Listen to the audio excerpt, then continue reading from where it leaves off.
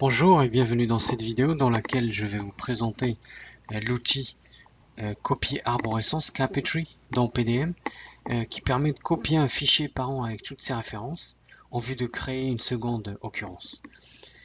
Donc si on va dans la voûte, là par exemple on a un assemblage flashlight, donc on voit ici les composants. Alors en fait l'outil qui se trouve ici, copier arborescence, lui il va interroger la base de données sur les références de fichiers et les informations de version.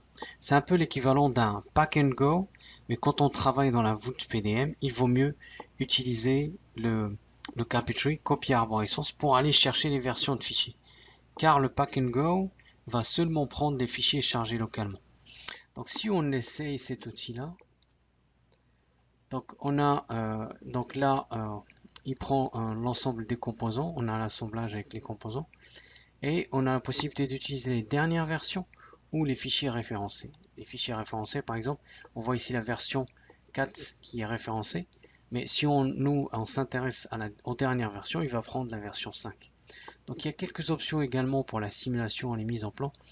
Les numéros de série, on peut renommer avec les numéros de série, régénérer le numéro de série dans les cartes, ajouter un préfixe, suffixe, puis remplacer du texte dans les noms de fichiers et dossiers. On a la possibilité également d'archiver lors de la copie.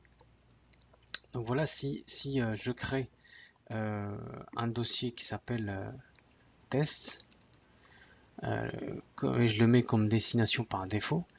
Donc tout est sélectionné ici, l'ensemble des composants. Il nous reste juste à faire copier.